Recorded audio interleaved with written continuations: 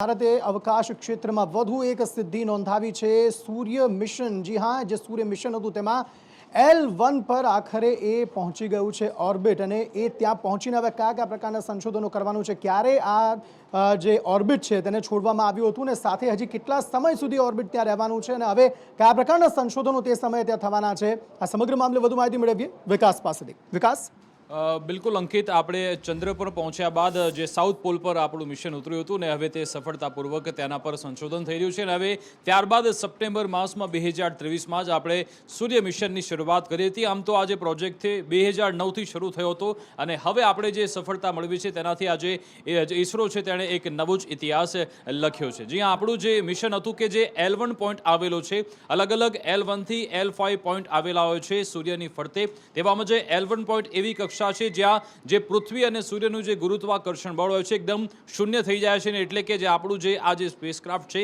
તે ત્યાં જ ઊભું રહે છે, અને ત્યારબાદ સૂર્ય તરફથી આવતા જે કિરણો છે ત્યાં જે પરિવર્તન થઈ રહ્યા છે, કેટલાક સૌર ભૂકંપ પણ આવતા હોય છે, તેમાં જે ફેરફાર થઈ રહ્યા છે તેનું નિરીક્ષણ કરવા માટે આપણે આ મિશન ત્યાં મોકલવામાં આવ્યું છે। 400 કરોડ જેટલું બજેટ આપણે તેના માટે ફાળવ્યું હતું। ખૂબ જ જે ઓછા બજેટમાં અને સારું એવું કામ ઇસરોએ અત્યારે કરી બતાવ્યું છે। તેની સાથે સાથે આવનારા દિવસોમાં આપણે જે ગગનયાન મિશનને લઈને પણ ઇસરો દ્વારા તૈયારી થઈ રહી છે, એટલે કે પહેલા ચંદ્ર પર આપણી નજર હતી, ત્યાં પણ આપણે સાઉથ પોલ પર આપણે ઉતરી ગયા, ત્યારબાદ હવે સૂર્યમાં જે ગતિવિધિ થઈ રહી છે તેના પર ઇસરો કામ કરી રહ્યું છે, અને આવનારા દિવસોમાં ગગનયાન પ્રોજેક્ટને લઈને પણ સારા સમાચાર આવશે।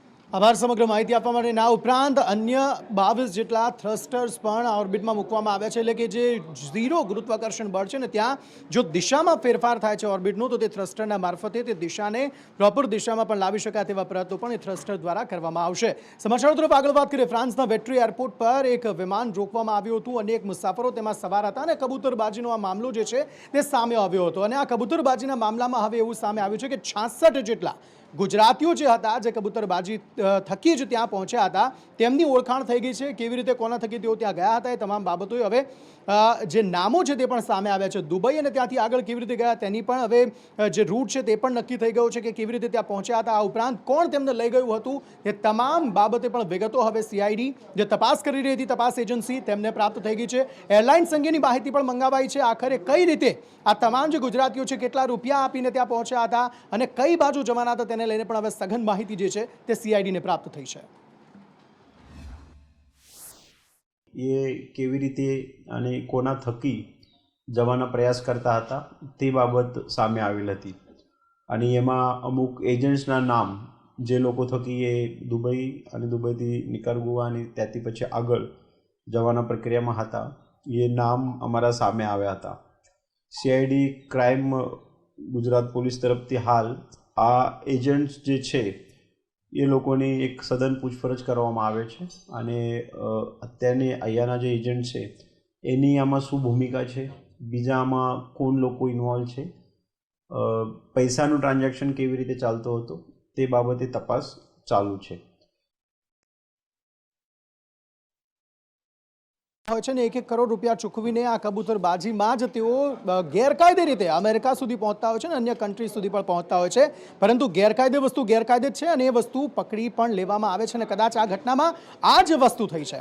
હવે સમાચારો તરફ આગળ વાત કરીએ। વાત પોલીસ થકી બુટલેગરને સાચવવાની કરીએ તો આપણે એ બધું જાણીએ છીએ કે ગુજરાતમાં ગમે તે સમયે ગમે ત્યાં જગ્યાએ દારૂ અવેલેબલ થઈ જાય છે, અને તે પણ પોલીસની જ રહેમ નજર હેઠળ। આ પ્રકારનો એક વિડીયો પણ સામે આવ્યો, જેમાં એ જે બુટલેગર છે તે જ કહી રહ્યો છે કે પોલીસને હપ્તા જાય છે, એક પેટીએ 2500 રૂપિયા પોલીસને ચૂકવણું થતું હોય છે, અને આ પ્રકારનો ન માત્ર એક પરંતુ રાજ્યના અનેક જગ્યાએથી અનેક પ્રકારના બનાવો જે છે તે સામે આવ્યા છે। આખરે ક્યાંથી કયા પ્રકારના બનાવો સામે આવ્યા, જિગ્નેશ પટેલ પાસેથી વધુ વિગતો મેળવીએ। જિગ્નેશ, અંકિત, જે બનાવ છે તે ઉનાનો છે, એટલે કે દીવથી જે દારૂ ભરેલી ગાડી જે ઉના પ્રવેશ કરતી હોય છે અને ત્યાંથી ગુજરાતની સીમામાં પ્રવેશ કરતી હોય છે, ત્યાં પ્રવેશ પહેલાં જ જે દારૂનું સેટિંગ હોય છે પોલીસનું તે કરી લેવામાં આવ્યું હોય છે। બુટલેકરનો એક વિડીયો વાયરલ થયો છે, જેમાં બુટલેકર સ્પષ્ટ રીતે કહી રહ્યો છે કે જે રસિક જીણા નામનો જે ઉના પોલીસ સ્ટેશનનો વહીવટદાર છે તે એક દારૂની પેટીએ 2500 રૂપિયા જેટલું તે ચૂકવણું કરતો હોવાનો આક્ષેપ છે તે આ વિડીયોમાં કરવામાં આવ્યો છે, અને વિડીયો સામે આવ્યા બાદ પોલીસની કામગીરી અને પોલીસને જે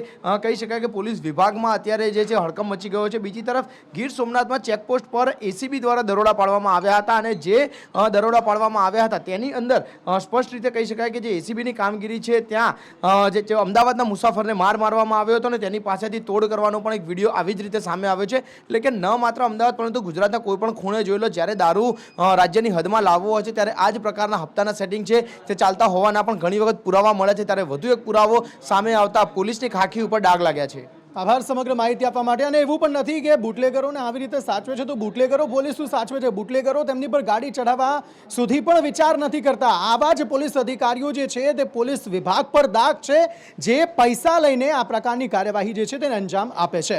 લોકસભાની ચૂંટણી આગામી સમયમાં આવી રહી છે, તેવામાં ભારતીય જનતા પાર્ટી હોય કે પછી કોંગ્રેસ અત્યારે લડાયક મૂડમાં જોવા મળી રહી છે. તમામ મોરચે તમામ કાર્યકર્તાઓ અત્યારે સજ્જ કરી દેવામાં આવે છે. તેવામાં કોંગ્રેસ તરફથી એક મહત્વપૂર્ણ નિર્ણય લેવામાં આવ્યો છે. કહેવામાં આવ્યું છે કે કોઈ પણ નેતા સીધી દાવેદારી નહીં કરી શકે લોકસભાની ચૂંટણી માટે. જી હા, તેના માટે જે પ્રોસેસ છે તે ફોલો કરવી પડશે. આખરે કોંગ્રેસે શું નિર્ણય લીધો છે, શું પ્રોસેસ ફોલો કરવી પડશે અને કોંગ્રેસના એ નેતાઓ ક્યાં સુધી નક્કી થશે, દાવેદારો જે છે 26 બેઠકો માટેને ક્યાં સુધી નક્કી થશે. પ્રતીક જાદવ પાસેથી વધુ વિગતો મેળવીએ. પ્રતીક.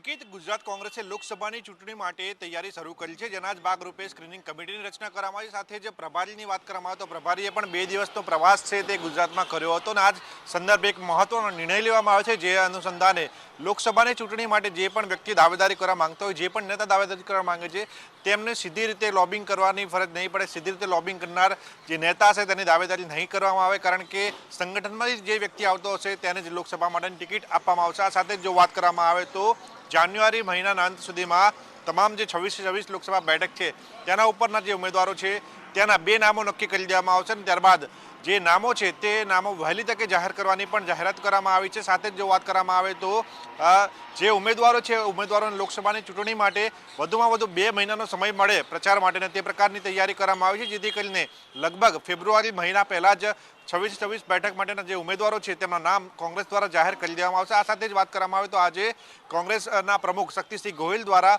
જિલ્લા પંચાયત અને નગરપાલિકાના સભ્યો સાથે મિટિંગ કરવામાં આવી છે. તમામ જે સભ્યો છે તેમને સૂચન કરવામાં આવ્યું છે કે લોકસભાની ચૂંટણી પહેલાં કોંગ્રેસના જે જિલ્લા, જે તાલુકામાં ગાબડા પડ્યા છે તે ગાબડા પૂરવામાં આવે, જેથી કરીને નવા કાર્યકર્તાઓની નિમણૂક કરવામાં, વધુમાં વધુ લોકોને કોંગ્રેસ પક્ષ સાથે જોડવામાં આવે. સાથે જ પ્રજાલક્ષી જે મુદ્દાઓ છે તે મુદ્દાઓને લઈને પ્રજાની વચ્ચે જવામાં આવે, જેથી કરીને લોકસભાની ચૂંટણીમાં કોંગ્રેસને સારું મતદાન મળી શકે, સારો લોકોનો સાથ મળી શકે. આ સાથે તેમણે સ્પષ્ટ કહ્યું છે કે કોંગ્રેસના જે સિનિયર નેતાઓ છે, પ્રભારી તેમજ સહપ્રભારી, તમામ જે નેતાઓ છે તેમની સાથે રાખીને લોકલ તેમજ તાલુકા સ્તરે કાર્યક્રમ યોજાજો. જો જરૂર પડે તો ચોક્કસથી આવા નેતાઓ, સિનિયર નેતાઓને આમંત્રિત કરી શકાય, જેથી કરીને વધુને વધુ પબ્લિકને સાથે રાખીને કોંગ્રેસના જે કાર્યક્રમો છે તેને મજબૂત કરી શકાય. આમ કહી શકાય કે કોંગ્રેસે લોકસભાની ચૂંટણી માટેની તૈયારીઓ પૂર્ણ કરી છે. બિલકુલ, અને ચોક્કસપણે આ સમયમાં કોંગ્રેસને જરૂર પણ છે. માળખામાં પણ ઘણો બધો ફેરફાર જે છે કોંગ્રેસે કર્યો છે, તેવામાં કોંગ્રેસે વધુ મજબૂતાઈ સાથે આ વખતે લડવું પડશે તેવું સ્પષ્ટપણે કોંગ્રેસ પણ માને છે અને લોકો પણ માને છે. જો ગુજરાતમાં વિપક્ષની જરૂર છે તો, અને તેવામાં કોંગ્રેસે અત્યારે મજબૂતાઈ સાથે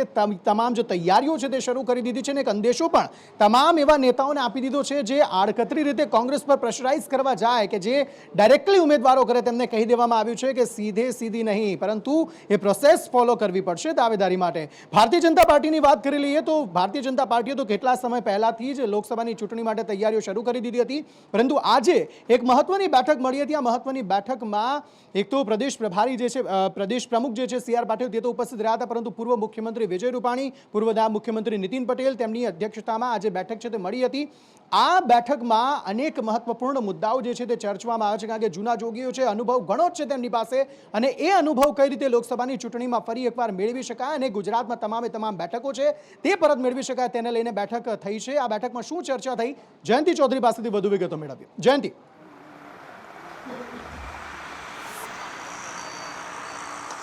આજે ગાંધીનગરના અંદર જે મહત્વની બેઠક મળી હતી એ લોકસભાની ચૂંટણીઓ આગળના સમયમાં આવી રહી છે, જેમાં 52 જેટલા નેતાઓ સામેલ હતા. મહત્વનું છે કે આની અંદર 10 જેટલા મંત્રીઓ સામેલ હતા. મનસુખ માંડવિયા એટલે કે કેન્દ્રીય મંત્રી પણ હતા, પુરુષોત્તમ રૂપાલા કેન્દ્રીય મંત્રી પણ હાજર રહ્યા હતા. મહત્વનું છે કે જે જૂના જોગીઓ છે તે અત્યારે વર્તમાનનું મંત્રી પદ નથી, પરંતુ ભૂતકાળની અંદર તેઓ CM હતા, અથવા તો કહી શકાય કે ડેપ્યુટી CM હતા નીતિનભાઈ પટેલ, તેમને પણ હાજર રાખવામાં આવ્યા હતા. 52 જેટલા દિગ્ગજ ભાજપના જે નેતાઓ છે તેની પથિકાશ્રમ ખાતે બેઠક મળી હતી ને મહત્વની જવાબદારીઓ છે તે કહી શકાય કે આપવામાં આવી છે. જી જયંતિ, આભાર સમગ્ર માહિતી આપવા માટે. અને આ તો સ્થિતિ એવી છે કે લોકસભાની ચૂંટણી છે એટલે તમામ પક્ષો અત્યારે તડામાર તૈયારીઓ કરી રહ્યા છે. તે ભારતીય જનતા પાર્ટીની વાત હોય કે પછી કોંગ્રેસની વાત હોય. છોટુ વસાવા આદિવાસી નેતા છે પોતે, તેમણે એક નિવેદન આપ્યું. તેમણે કહ્યું કે ભારતીય જનતા પાર્ટી તો ભઠ્ઠી છે, જે જાય છે તે સળગી જાય છે. આખરે શું કહ્યું તેમણે, સાંભળી લઈએ.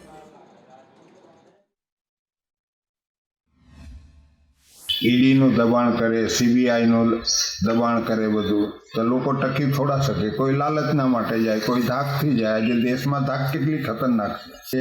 ફાણક છે, ભઠ્ઠી જ છે. પછી ભાજપ આખી ભઠ્ઠી એવી બનાવી છે કે જેટલા જાય એટલા સળગી જાય એવું છે. એ લોકો બચી રહે, જે લોકો ટોપ લેવલ પર, બાકીના પતી જાય. એ જાતનું આ પ્લાનિંગ છે. આ લોકો શું કરવા જવાનું? છોટુ વસાવા આદિવાસી નેતા છે અને આદિવાસી લોકો પર પ્રભુત્વ તેમનું ઘણું છે. તેવામાં ન માત્ર ભારતીય જનતા પાર્ટી પરંતુ આમ આદમી પાર્ટી પર પણ તેઓ વરસ્યા. તેમણે કહ્યું કે અરવિંદ કેજરીવાલ અને ભગવંત માન બંને 2 રાજ્યોના મુખ્યમંત્રીઓ જ્યારે ગુજરાત આવી રહ્યા છે ત્યારે માત્ર શક્તિ પ્રદર્શન કરવા માટે તેઓ આવી રહ્યા છે, પરંતુ તેમનાથી ગુજરાતમાં કશું જ થવાનું નથી. તે પ્રકારનું નિવેદન તેમણે આપ્યું છે. કારણ કે ચૈત્ર વસાવા એક તરફ જેલમાં છે. તેમણે કહ્યું કે ચૈત્ર વસાવા માટે નથી આવી રહ્યા, એ માત્ર શક્તિ પ્રદર્શન કરવા માટે આવી રહ્યા છે. આદિવાસીઓ જે રઝળ્યા તેમના મુદ્દે તેમણે બોલવું જોઈએ તેવું તેમણે કહ્યું. કાં જતા રહ્યા કેજરીવાલના બધા? કાં ગયા? ગોપાલ ઇટાલિયા કાં ગયા? આ ચૈતન્ય એફઆઈઆર કરીને, ખોટો એફઆઈઆર કરીને પૂર દીધો. કેવી દલીલ કરી એ લોકોએ વકીલ તરીકે? એક કેજરીવાલ દિલ્હીના મુખ્યમંત્રી તરીકે, ભગવત માન પંજાબના મુખ્યમંત્રી તરીકે શું કર્યું?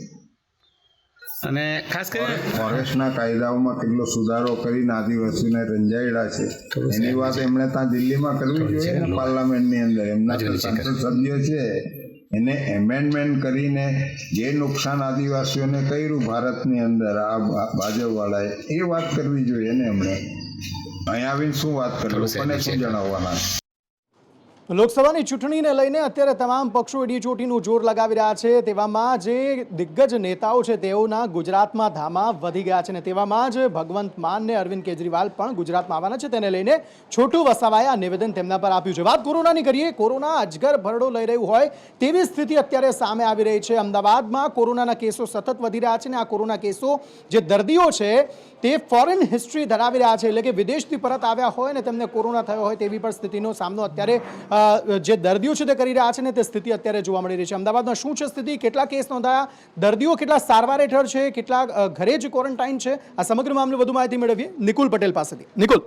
જે બિલકુલથી અમદાવાદ શહેરની અંદર 2024ની શરૂઆતની સાથે જ જે કોરોના છે તે ફેલાઈ રહ્યો છે અને હવે અજગરી ભરડો કોરોના લેતો હોય તેવું લાગી રહ્યું છે. કેમ કે દિવસે ને દિવસે કોરોનાનો ગ્રાફ છે તે સતત શહેરની અંદર વધી રહ્યો છે. પોઝિટિવની સંખ્યા છે તે સતત વધી રહી છે. અને અમદાવાદમાં ખાસ કરીને વાત કરીએ તો પહેલાં પશ્ચિમ વિસ્તાર છે જ્યાં આગળ કોરોનાના કેસ આવવાની શરૂઆત થઈ હતી અને ધીરે ધીરે હવે પૂર્વ વિસ્તાર પણ જે છે તે સપડાઈ રહ્યો છે. વધુ આજે 9 જેટલા જે લોકો છે તે કોરોના પોઝિટિવ આવ્યા છે, જેમાંથી 5 જે મહિલાઓ છે તે પોઝિટિવ આવી છે, જ્યારે 4 જેટલા પુરુષો જે છે તે કોરોના પોઝિટિવ આવ્યા છે. આ જે પોઝિટિવ આવ્યા હતી તેમાંથી 5 લોકોની જે છે તે હિસ્ટ્રી સામે આવી છે કે તેઓ ટ્રાવેલિંગમાંથી બહાર ગામથી જે છે તે અમદાવાદમાં આવ્યા અને ત્યારબાદ પોઝિટિવ થયા છે, જેમાંથી 3 લોકો એવા છે કે જેઓ વિદેશથી જે પરત ફર્યા છે, જેમાં ઓસ્ટ્રેલિયા સહિતના દેશોનો જે સમાવેશ છે તે થઈ રહ્યો છે. મહત્વની બાબત છે કે અત્યાર સુધી અમદાવાદ શહેરની અંદર જે આંકડો જોઈએ તો અત્યારે 59 જે કેસ છે તે એક્ટિવ કેસની સંખ્યા અમદાવાદની અંદર અત્યારે જોવા મળી રહી છે, જેમાંથી 57 લોકો ઘરે હોમ ક્વોરન્ટાઇન છે. એક સારી બાબત છે, પરંતુ 2 દર્દીઓ એવા છે કે જેમને અત્યારે હોસ્પિટલાઇઝ કરવામાં આવ્યા છે અને તેમની હોસ્પિટલની અંદર અત્યારે સારવાર ચાલુ છે. આભાર સમગ્ર માહિતી આપવા માટે. અને આ એ વસ્તુ અંદેશો આપે છે, એ વસ્તુ સૂચવે છે કે લોકોએ ફરી એકવાર એ તમામ વસ્તુઓ ફોલો કરવી પડશે જે તમામ વસ્તુઓ આપણે કોરોના સમયે ફોલો કરતા હતા, જેથી આપણે કોરોનાના કેસોને અંકુશમાં લાવી શકીએ અને કોરોના કેસો વધે નહીં તેવા પ્રયત્નો કરી શકીએ. પરંતુ આ તમામની વચ્ચે બીજી એક તકલીફ જે રાજ્યમાં અત્યારે જોવા મળી રહી છે તે છે કમોસમી વરસાદની. રાજ્યના ખેડૂતો માટે માઠા સમાચાર સામે આવી રહ્યા છે કે આગામી સમયમાં 1-2 દિવસ સુધી હજુ પણ કમોસમી વરસાદ વરસી શકે છે. વરસાદી ટર્ફ લાઇન જે છે તે દક્ષિણ ગુજરાતથી પસાર થવાની છે, જેના કારણે વરસાદ પડી શકે છે અને જે તાપમાન છે તેમાં પણ ઘટાડો થઈ શકે તેવી શક્યતાઓ જે છે તે જોવા મળી રહી છે. પરેશ ગોસ્વામી જે હવામાન નિષ્ણાત છે તેમણે આ મામલે શું કહ્યું સાંભળી લઈએ. 8 અને 9 જાન્યુઆરી દરમિયાન રાજ્યની અંદર વરસાદની શક્યતાઓ છે. 8 અને 9 જાન્યુઆરી દરમિયાન રાજ્યમાં 450 HPA લેવલે અને 550 HPA લેવલે વધારે પડતા ઘાટા વાદળ છવાઈ જશે. 8 જાન્યુઆરીના રોજ દક્ષિણ ગુજરાતના સુરત, વલસાડ, વાપી, નવસારી, બારડોલી, બિલીમોરા અને ડાંગ, આહવા જેવા વિસ્તારોની અંદર હળવાથી મધ્યમ ઝાપટાઓ પડી શકે છે. એ સાથે 8 જાન્યુઆરીના રોજ જે મધ્યપ્રદેશ બોર્ડર લાગુ વિસ્તાર છે એટલે કે દાહોદ, ગોધરા, છોટાઉદેપુર અને રાજપીપળા જેવા વિસ્તારોની અંદર પણ હળવા ભારે ઝાપટાઓની શક્યતાઓ છે. 9 જાન્યુઆરીના રોજ દક્ષિણ ગુજરાત, સૌરાષ્ટ્ર, મધ્ય ગુજરાત અને ઉત્તર ગુજરાતના ભાગોની અંદર ઝાપટાથી લઈ અને મધ્યમ ભારે વરસાદની શક્યતાઓ છે. સમાચારો તરફ આગળ વાત કરીએ તો આખરે એ સમય હવે થોડો જ બાકી છે કે જ્યારે પ્રાણ પ્રતિષ્ઠા મહોત્સવ અયોધ્યાના રામ મંદિર ખાતે યોજાવાનો છે અને સમગ્ર અયોધ્યાની સાથે સમગ્ર દેશ જે છે તે રામમય બનવાનું છે. પરંતુ એક વધુ ઇન્ટરેસ્ટિંગ માહિતી એ સામે આવી રહી છે કે ન માત્ર એક મૂર્તિ પરંતુ 2 મૂર્તિ રામલલ્લાની હશે જેના પર અભિષેક થશે. આખરે 2 મૂર્તિ કઈ હશે? કિન્નરી પાસેથી વધુ વિગતો મેળવીએ. કિન્નરી. બિલકુલ અંકિત, જે પ્રમાણે આખો દેશ અત્યારે ઉત્સાહિત છે રામલલાના પ્રાણ પ્રતિષ્ઠા મહોત્સવને લઈને, ત્યારે એક મહત્વપૂર્ણ સમાચાર જે પ્રાપ્ત થઈ રહ્યા છે. 22મી જાન્યુઆરીએ જ્યારે પ્રાણ પ્રતિષ્ઠા મહોત્સવ યોજાશે, રામ મંદિરના ગર્ભગૃહની અંદર 2 મૂર્તિના અભિષેક માટે નક્કી કરવામાં આવ્યું છે. ભગવાનને પદ્મિની વેદીમાં બિરાજમાન કરીને પૂજા વિધિ કરવામાં આવશે. ઉપરાંત જો વાત કરવામાં આવે, પદ્મિની વેદીમાં માત્ર રામલલાની જ મૂર્તિ રાખવામાં આવશે, જ્યારે રામલલાના અભિષેકની વિધિ 16 જાન્યુઆરીથી શરૂ થઈ જશે. 7 દિવસ સુધી રામલલાના અભિષેકની આ વિધિ ચાલશે. ત્યારે કાશીના જે આચાર્ય છે તે અનુષ્ઠાનની તૈયારી માટે અયોધ્યા પહોંચી ચૂક્યા છે. મંડપ અને હવનકુંડ બનાવવાનું કામકાજ પણ તે જ ગતિએ ચાલી રહ્યું છે, જ્યારે 9 હવનકુંડ બનાવવામાં આવી રહ્યા છે. પ્રાણ પ્રતિષ્ઠાની વિધિમાં દેશમાંથી 121 જેટલા આચાર્યો ભાગ લેવાના છે અને 16 જાન્યુઆરીથી રોજ તપશ્ચર્યાની ધાર્મિક વિધિઓ પણ શરૂ થશે અને યજમાનની પવિત્રતા માટે પ્રાયશ્ચિત પૂજા પણ કરવામાં આવશે. આભાર સમગ્ર માહિતી આપવા માટે. સમાચારો તરફ આગળ વાત કરીએ તો હવે ગુજરાતમાં નોટરી સિસ્ટમ લાગુ થવા જઈ રહી છે અને ગુજરાત એવું પ્રથમ રાજ્ય બનશે કે જે આ સિસ્ટમ લાગુ કરવા જઈ રહ્યું છે. આખરે આ સિસ્ટમથી શું ફરક પડવાનો છે અને આ સિસ્ટમ કેટલી ફાયદાકારક રાજ્ય માટે રહેવાની છે અને લોકો માટે રહેવાની છે? ધવલ પટેલ પાસેથી વધુ વિગતો મેળવીએ. ધવલ, આ વખતે જે વાયબ્રન્ટ ગુજરાત આવી રહ્યું છે ને તેને લઈને કંપની અને ગુજરાત સરકાર વચ્ચે આમૂલ થવાના છે. હવે આ જે નોટરી છે તેના કારણે ફાયદો એ થશે કે તે એક તો પેપરલેસ બનશે, તેના કારણે કાગળોનો બચાવ થશે. તે સિવાય જે નોટરીની સિસ્ટમ છે તેના કામમાં કોઈ ફેરફાર નહીં થાય અને જે સરકાર જે માહિતી છે તે સચોટ મળી રહેશે કે ડોક્યુમેન્ટ ક્યાંથી ક્યાં કોની પાસે ગયા છે તેનું ઓબ્ઝર્વેશન પણ થઈ શકશે. એટલે જે અત્યાર લગી તેમાં આ નોટરીની અંદર જે છેતરપિંડી કે અન્ય કોઈ ગુના બનતા હતા તેનો દુરુપયોગ થતો હતો તે એક મોટા પ્રમાણમાં અટકશે, કાગળો બચશે. તે સિવાય જે પેમેન્ટ છે તેનાથી સરકારની આવક અને તે બીજો અન્ય કોઈ ફેર નહીં પડે, પરંતુ જે એક જે પદ્ધતિ છે તે વધુ પારદર્શક બનશે અને લોકોને સરળતાથી જાણકારી મળી શકશે કે જે તેમના નોટરી કે અન્ય ડોક્યુમેન્ટ છે તે ક્યાં અને કોની પાસે છે અને તેનો કઈ રીતે ઉપયોગ થયો છે. આભાર સમગ્ર માહિતી આપવા માટે. એટલે કે પારદર્શક વ્યવસ્થા વધુ સારી રીતે તે યોજવામાં આવશે અને તેનું આયોજન થઈ શકે તેના માટે આ સિસ્ટમ જે છે તે ગુજરાતમાં લાગુ થવા જઈ રહી છે અને ગુજરાત એ પ્રથમ રાજ્ય છે જે આ સિસ્ટમ લાગુ કરશે. સમાચારો તરફ આગળ વાત કરીએ. છેલ્લા કેટલાક દિવસોથી રાજ્યના અલગ અલગ જિલ્લાઓમાં દીપડા દેખાયાના બનાવો સામે આવ્યા હતા, પરંતુ આજે ગોંડલમાંથી એક એવો મામલો સામે આવ્યો જેમાં એક કોમ્પ્લેક્સમાં એક દુકાનમાં શિયાળ ઘૂસી ગયું અને શિયાળ દેખાતા જે વેપારીઓ છે તેમનામાં ફફડાટ જોવા મળ્યો હતો. જોકે ચોક્કસપણે ફોરેસ્ટ અને જે પક્ષી પ્રેમીઓનું ગ્રુપ હતું તેમણે આ શિયાળને પકડી લીધું હતું અને જે ડર હતો તે ડર ઓછો કર્યો હતો. ગોંડલમાં બોમ્બે કોમ્પ્લેક્સની આ દુકાન હતી કે જેમાં આ શિયાળ ઘૂસ્યું હતું. કુંદાળા શેરી હવેલીવાળા નાકામાં નાનકી ટેલર નામની મારી દુકાન છે. હું સવારે 10 વાગ્યા આસપાસ મારી દુકાને રાબેતા મુજબ આવ્યો. દુકાન ખોલવા જતા ત્યાં મને એક કૂતરા જેવું જાનવર દેખાણું. નજીકથી જતા જોયું તો એ કૂતરાની બદલે શિયાળ નીકળ્યું અને એની જાણ થતાં મેં ફોરેસ્ટ ખાતાવાળાને ફોન કરી એની જાણ કરી અને તાત્કાલિક સમયે તરત આવી અને એનો રેસ્ક્યુ કરી અને અહીંથી પકડી ગયા. તો ગોંડલમાં તો શિયાળ પકડી પડાયું, પરંતુ હજુ પણ રાજ્યમાં અનેક એવા જિલ્લાઓને અનેક એવી જગ્યાઓ છે કે જ્યાં દીપડાએ દેખા દીધી છે ને ત્યાં પાંજરા મૂકવામાં આવ્યા છે, પરંતુ એ પાંજરામાં દીપડા પુરાયા નથી. તેવામાં ઋષિકેશ પટેલે આવા દીપડાઓને લઈને નિવેદન આપ્યું છે. તેમણે કહ્યું કે રહેણાંકમાં હિંસક પ્રાણીઓ પહોંચી જવાની જે ઘટના છે તે ચિંતાજનક છે અને સરકાર આ બાબતે ઘણી જ ચિંતિત છે. દીપડા અને બીજા અન્ય જે વન્ય જીવો છે એ શહેર સુધી આવવાના વારંવાર બનાવ બનતા રહ્યા છે અને જ્યાં આગળ જીવન ધબકતું હોય એવા ગામડાઓ સુધી પહોંચે છે. રાજ્ય સરકાર દ્વારા આ દીપડાઓ અને બીજા જે હિંસક પ્રાણીઓ આવી પહોંચે છે એના માટે વન વિભાગ દ્વારા અવારનવાર પગલાં લેવામાં આવે છે, પરંતુ હજુ સુધી એનો કોઈ એક્શન પ્લાન ચોક્કસ વિચારણામાં છે, પાઇપલાઇનમાં છે કે આને વન સુધી કેવી રીતે સીમિત રાખવા એ બાબતમાં રાજ્ય સરકાર ચોક્કસ ટૂંક સમયમાં એ નીતિ બનાવીને એના અમલમાં મૂકશે. સૌરાષ્ટ્રની સૌથી મોટી કોર્ટ બિલ્ડિંગનું આજે ઉદ્ઘાટન કરવામાં આવ્યું રાજકોટ ખાતે, અને હવે એવું છે કે સોમવારથી એક સાથે 47 કોર્ટ જે છે તે એક જ બિલ્ડિંગમાં બેસશે, અને ડીવાય ચંદ્રચૂડ જે સુપ્રીમ કોર્ટના ચીફ જસ્ટિસ છે તેમના દ્વારા આજે આ બિલ્ડિંગનું ઉદ્ઘાટન કરવામાં આવ્યું છે. ઘંટેશ્વરમાં 120 કરોડના ખર્ચે આ નવી કોર્ટ બિલ્ડિંગ જે છે તે બની છે. અદ્યતન કોર્ટ બિલ્ડિંગમાં 47 જેટલા કોર્ટની કામગીરી એક સાથે ચાલી શકે તેટલું મોટું બિલ્ડિંગ જે છે તે આ નિર્માણ પામ્યું છે.